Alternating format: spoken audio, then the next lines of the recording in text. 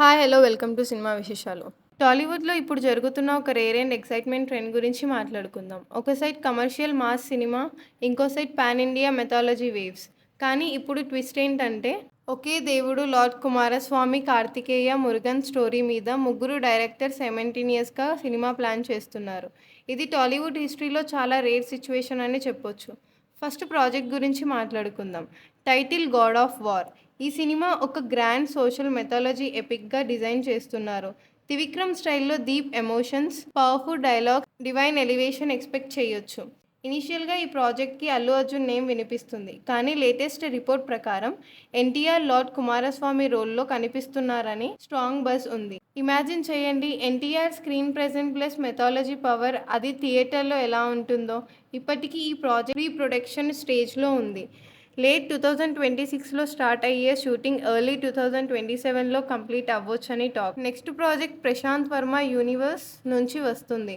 Hanuman blockbuster తర్వాత ఆయన mythology plus super hero జానర్ని నెక్స్ట్ లెవెల్కి తీసుకువెళ్తున్నారు.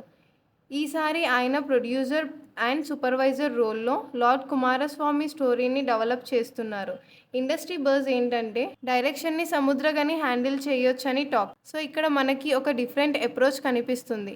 ప్రశాంత్ వర్మ సినిమాటిక్ యూనివర్స్ స్టైల్లో modern story telling plus VFX heavy presentation expect చేయొచ్చు. ఇప్పుడు ఈ ప్రాజెక్ట్ డిస్కషన్ ఫైనల్ స్టేజ్లో ఉన్నాయి.